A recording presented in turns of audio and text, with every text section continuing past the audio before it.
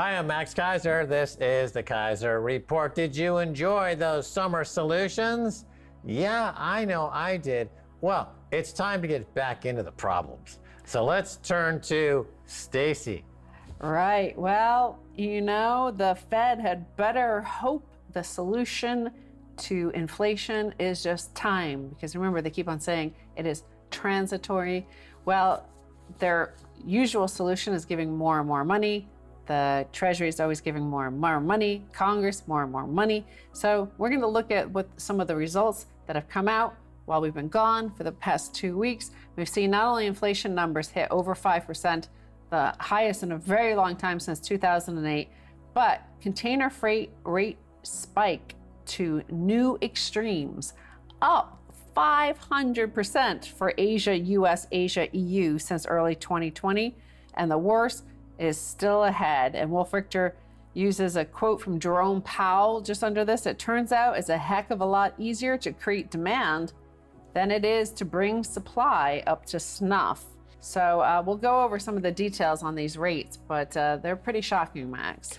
Right, yeah, that's a good comment by Wolf Richter about demand. You know, it's always spoken about in Keynesian economics corners that they need to stimulate demand by printing money.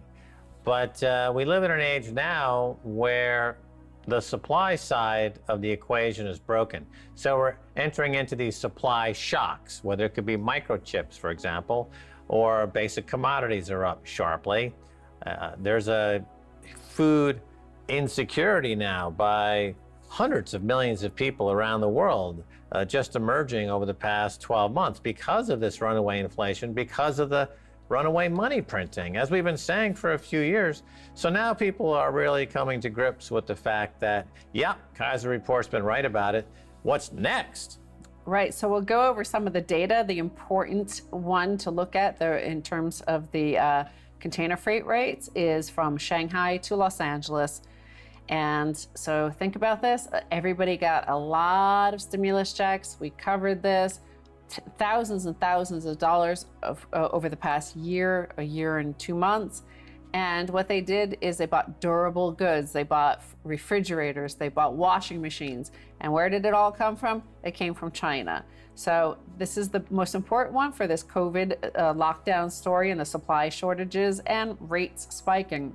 Average port-to-port spot rates from Shanghai to Los Angeles soared from around $1,500 per 40-foot container in early 2020, and from a 5-year average of $2,177 to $4,000 in September of 2020, to $8,000 in June of 2021, and $9,631 in the week ending July 8th, according to Drury Supply Chain Advisors. This would be an increase of over 500% from early 2020. You see, there's two things that have been going on for the last 20 years. Number one, money printing.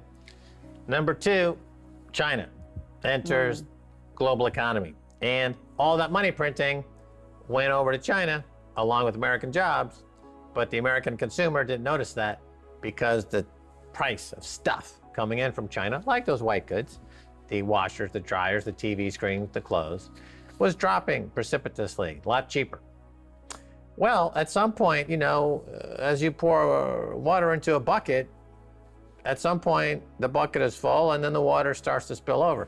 So here we have a situation where all the cheap gains that have accrued due to including China into the World Trade Organization under Bill Clinton have exhausted themselves. So all the money printing, like that water into the bucket, is now spilling over as real inflation. But I think the reason this has caught people off guard is that it took 20, 25 years to fill that bucket. Because bringing China on, as Bill Clinton did, was really a remarkable situation of putting 500 million workers making virtual slave labor into this globalized economy that was all hooked up through the internet.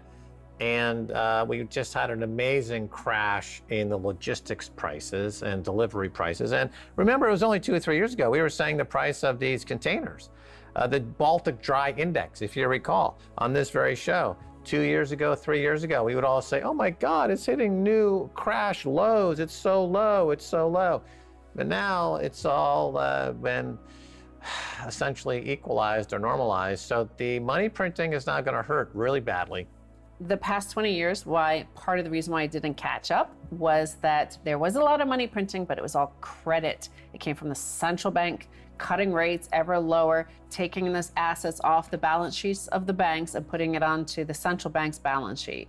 The past year, we've seen thousands and thousands of dollars sent to every single individual American. We saw those PPP forgivable loans, tens of billions of dollars given to small businesses.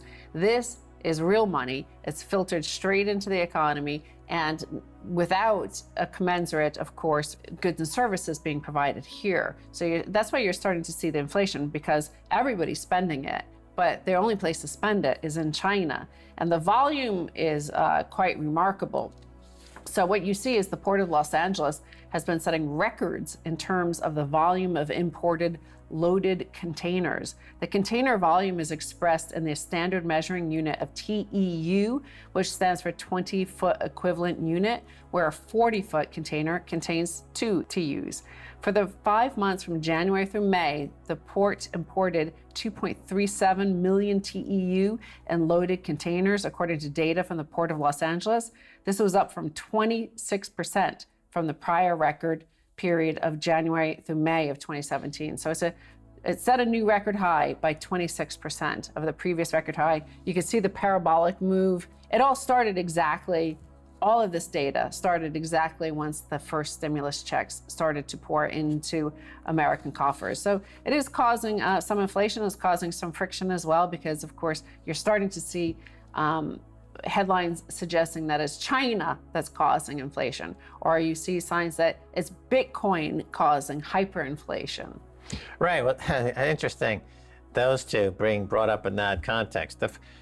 Look, China's GDP is up like 18%, and the U.S. is barely positive. And why? Because China is trying to grow their economy. If you're trying to grow your economy based on manufacturing stuff and selling it, you're going to end up with people working, manufacturing stuff, and selling it. If you have an economy based on social justice warriors who are begging for more stimulus checks so they can give it all to China, your GDP is not going to go up because you're not manufacturing stuff to sell to Chinese people or anywhere else in the world.